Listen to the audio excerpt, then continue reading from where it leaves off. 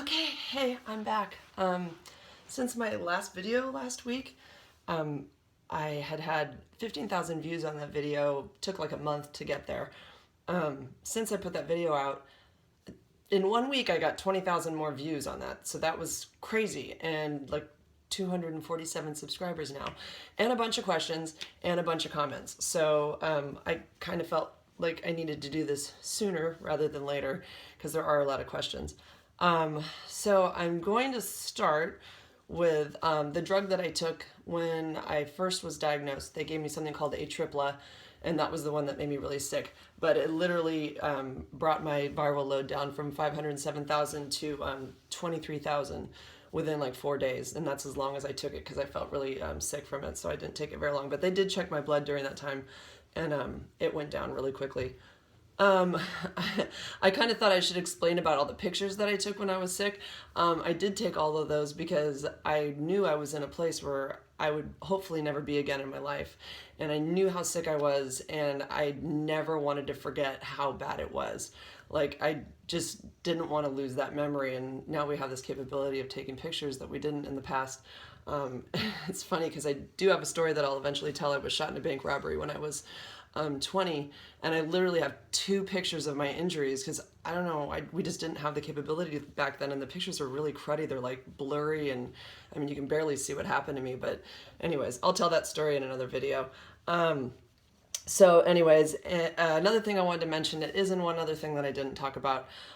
So it's in breast milk, blood, obviously, semen, vaginal secretions. It's also, and for the faint at heart, cover your ears, but it's in pre-ejaculatory fluid, so pre-cum. It's also in that. So you can get pregnant from that too, don't forget. Okay, also, I'm not a doctor. People ask me questions, and I have a medical background. I was a medical assistant. I've also taken nursing classes. I'm on a nursing wait list. Oh, there goes my phone, thanks to this guy right here. And so I do have a medical background, but I'm not a doctor. So I can't really answer medical questions. I can just tell you about what happened to me and my experience and, what I know about HIV. So just consult a doctor. Don't consult with me. So let's see what else.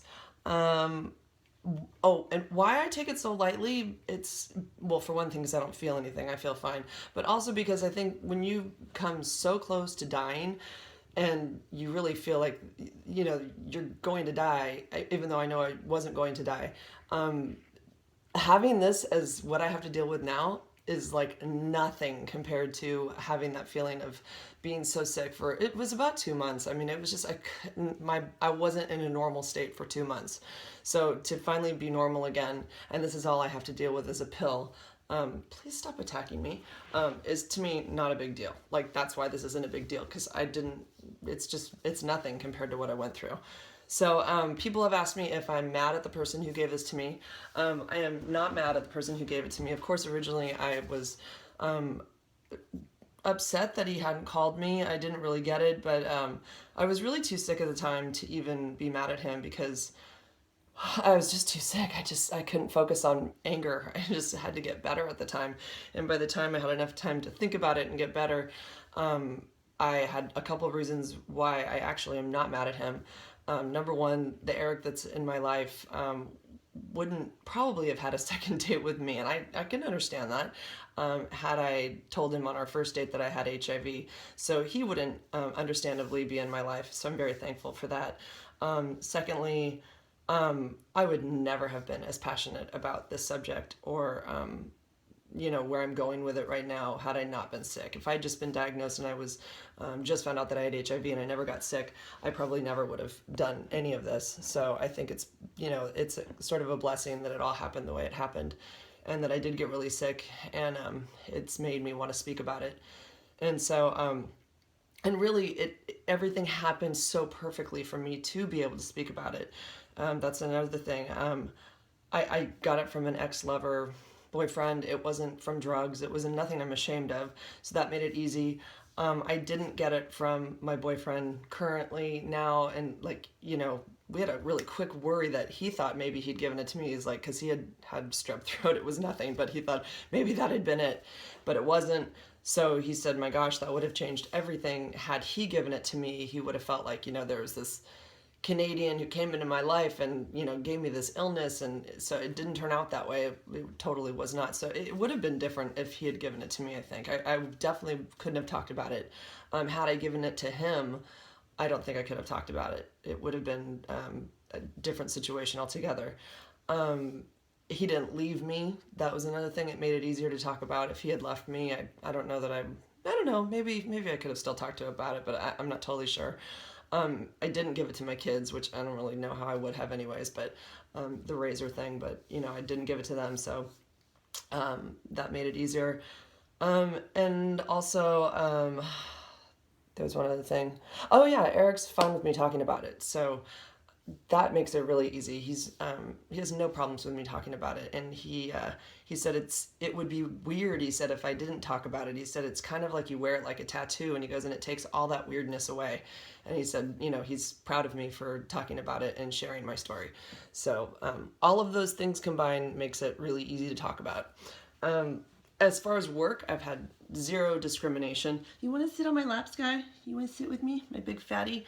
So I've had no discrimination. I get called for work constantly, and I know lots of teachers that know that I have this, and principals, and there's just nothing. Everybody's totally fine with it, and we don't talk about it, but I have had no problems getting work, so that's good. And the kids know too. There's lots of kids that know also, and they just go, oh, you have HIV, and then that's about the end of it. They'll say, oh, you got the AIDS? You got the AIDS? I'm like, yeah, I did, but I'm fine now. And I try to explain to them what happened, and I don't know. Then they're just busy doing something else. They could care less. So they really don't care at all.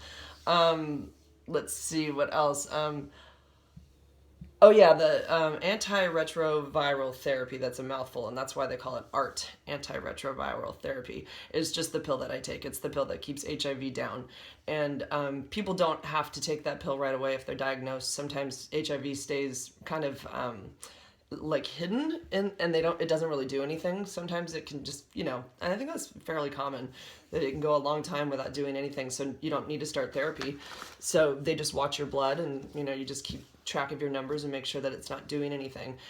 In my case, I was already really sick, so I needed to start the therapy as soon as possible, and I have to stay on it. If I were to stop taking it, it also, not only does it stop helping me, that it would start to reproduce, but I could become immune to that particular medication, and then I would have to start another one. So you really should stick with the one that you're taking and not miss any doses. It's not hard. You just swallow a pill every day. I don't know why anybody would have a problem with that. It's really easy. Let's see. Oh yeah, as far as women giving it to men, I know I talked about in my other video. There was an important point to that I forgot to make, is that in the sex trade business, prostitution, women do give it to men because men don't think they can get it from women, and then they do get it. They don't even know they have it, and then they bring it home to their wives and their girlfriends. So that is a problem worldwide. So that's another reason why you can't just sit there and think that women can't give it to men. They do. And maybe because these women don't know they have it and their viral load's up really high. I'm not sure. Let's see. So there is something that people can take if they are with somebody that has HIV. It's called Truvada, or they call it PrEP. And it's a medication that keeps the person who doesn't have it safe from getting it, basically. I don't think anything's 100%, but it's supposed to really help. And it's basically prescribed for people that are with somebody who is, they're at risk of contracting it. They're like, their lover has HIV or something. So it's more for that type of person. Yeah, okay, so there's that. AIDS is definitely reversible. I am living, breathing proof that it is. Some people thought that you couldn't reverse AIDS. You definitely can. I do not have AIDS anymore. I just have HIV. And as far as a cure, I know I said in my one video that my doctor thought that there might be a cure. Even if there isn't, I don't care. I mean, what am I? I'm 46 now. I've probably got a good 30 years left in me, hopefully more, I don't know. If all I have to do is take a pill every day during the rest of those years of my life, it's not a big deal to me. I could handle doing this for the rest of my life. So for me, if there's no cure, it's fine. I mean, I can handle no cure. I'm not sitting here hoping every day that there's a cure. I mean, it'd be great, obviously, because we don't want people to have HIV. A cure would be awesome, but for me, it's fine if there's no cure. Some people had said if I had just tried the raw food or dehydration diet, some black seed thing, I'm sorry, but I would have died. I could not have gone without water, for one thing. And raw food wasn't going to save my life. I was incredibly ill, and modern medicine is the only thing that made me better, and thank God for it. So, no, and Charlie Sheen is not cured. So some people said that too. He's not. He still has HIV. There's no cure for it right now, and if there was, we would all know about it, but there's not. And this doctor in Mexico apparently tried to cure him, and that's follow up on it. It didn't happen. He's not cured. Oh, I wasn't driving unsafely, by the way, with my camera in my car. It was attached to a thing on my window. Literally, it's just like talking to somebody in your car. I'm not holding my camera. I did nothing illegal. It's just attached to my window. So, no worries. I wasn't being unsafe. I guess my last word is that you should get tested. Everybody should be tested. Somebody even said to me, it should be part of an annual exam, and I agree it should be. I should have tested. I should have. Why didn't? I don't know, because I just didn't think I lived in that world where it could have happened to me.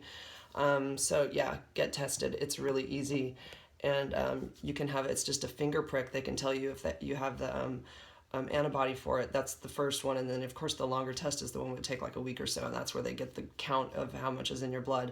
But the first test is easy. You can go to like a Planned Parenthood.